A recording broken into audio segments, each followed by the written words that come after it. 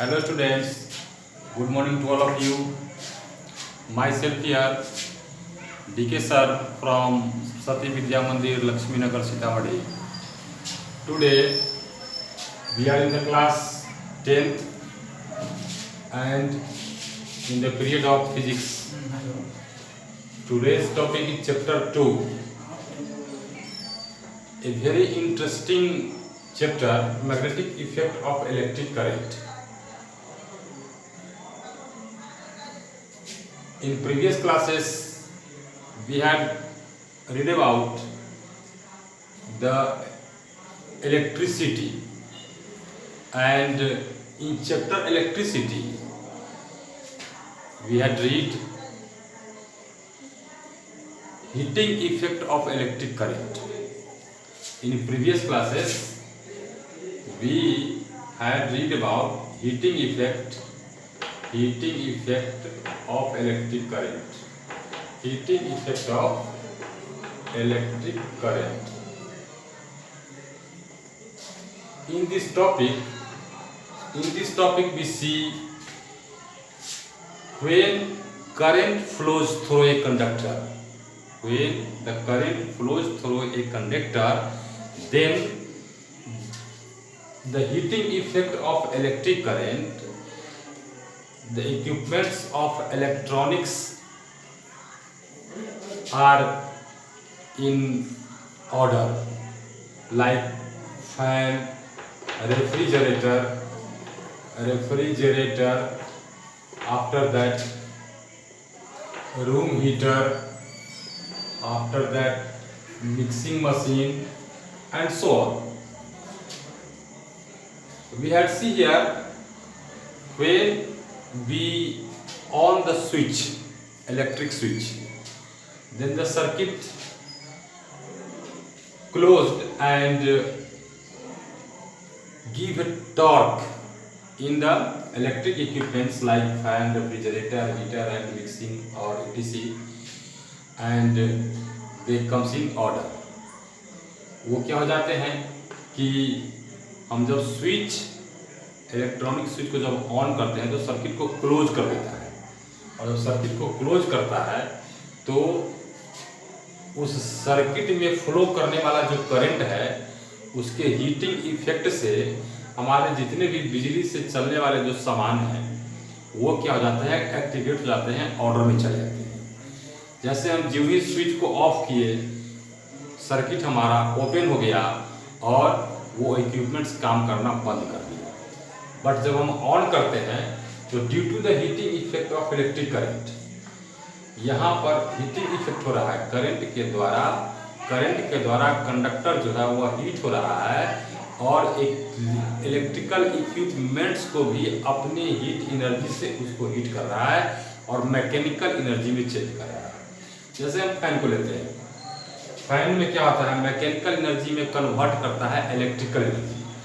जब स्विच को ऑन किए, इलेक्ट्रिकल एनर्जी पास करके जाता है फैन में, और फैन में जो स्पेशल टाइप का मशीन लगा हुआ है उसको एक्टिवेट करता है, that is called the mechanical energy. और उस मैकेनिकल एनर्जी से हम फैन के द्वारा क्या करते हैं, हवा प्राप्त करते हैं। We get air from the fan after running the fan. जब फैन रन करना शुरू करता है तो हम ये सब हवा प्राप्त करना शुरू करते हैं। तो यहाँ हमने देखा, we had seen here the heating effect of electric current. After that we have to also read about the magnetic effect of electric current in chapter 2। तो now we going to start the magnet and magnetic effect. First we start magnet. What is magnet? Magnet, जैसा कि हम लोग पिछले class में भी पढ़ चुके हैं इसके बारे में, we have already read about the term magnet. Magnet is a special, ये एक स्पेशल सब्सटेंस है।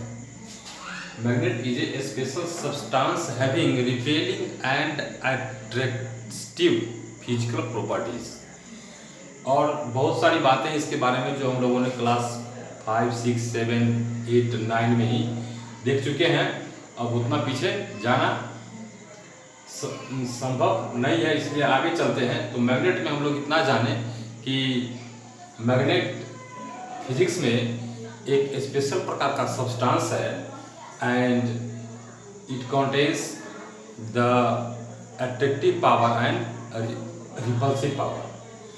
अब क्या करते हैं कि यह जो मैग्नेट है अट्रैक्ट करता है निकेल और आयरन और कोबाल्ट से बनी हुई चीज़ों को, बनी हुए सब्सटेंस को, बने हुए ऑब्जेक्ट को। Magnet attracts the things that made up of nickel, cobalt, nickel से बने हुए, कोबाल्ट से बने हुए और आयरन से बने हुए। इसको याद रखेंगे, magnet always attracts the substance made up of cobalt, nickel and iron. इन तीन चीज़ों से बनी हुई चीज़ों को मैग्नेट क्या करता है कि अट्रैक्ट करता है। अब मैग्नेट का विभिन्न प्रकार का शेप होता है। We have to read in this chapter the shape of bar magnet. First of all bar magnet, इसके बाद horse shoe magnet and needle magnet. इन तीन मैग्नेट के बारे में हम लोगों को इस चैप्टर में पढ़ना है। तो अब हम देखते हैं कि ये मैग्नेट जो है, here we draw a rough sketch of magnet. Here we see the two poles of a magnet, north pole and south pole. North pole and south pole, there are two poles of a bar magnet. This is in the shape of horseshoe. Here N and here S. It has also two poles, north and south. After that, a needle type of magnets. It is used in compass to detect the direction in sea, space or the forest. Here the upper side is north pole, N pole, and the lower side is south pole. अब ये तीन प्रकार का जो magnet यहाँ पर हम देख रहे हैं, इस तीन प्रकार के मैग्नेट के अलग अलग काम है, अलग अलग फंक्शन है। इसके बारे में फिर हम लोग आगे इसकी चर्चा करेंगे। फिलहाल हम लोग ये बार मैग्नेट के बारे में जाने। बार मैग्नेट क्या करता है कि अब हम रिपल्सन और अट्रैक्शन की जो बात किए हैं, तो रिपल्सन और अट्रैक्शन पिछले क्लास में भी हम लोगों ने पढ़ा है कि हम अगर दो बार मैग्नेट को ले लें, here like pole S and S like pole, it's repel each other, REPEL। ये क्या करता है कि लाइक पोल को अगर मिलाता हूं तो ये क्या करता है कि दूसरे को रिपेल करता है, मतलब धक्का देता है कि हमसे दूर हटो।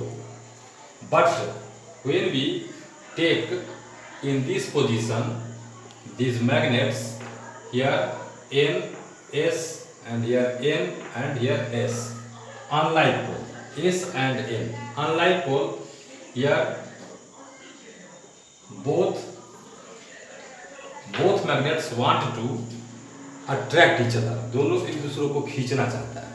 तो यहाँ हम देख रहे हैं कि अगर सेम पोल अगर दे दिया जाए बार मैग्नेट का, तो हमारा यहाँ पर क्या हो जाएगा, रिपल्सन हो जाएगा। एंड यहाँ पर क्या हो जाएगा, अगर अनसेम पोल है S और N है तो यहाँ पर अट्रैक्शन हो जाएगा। These are the main properties of the magnets.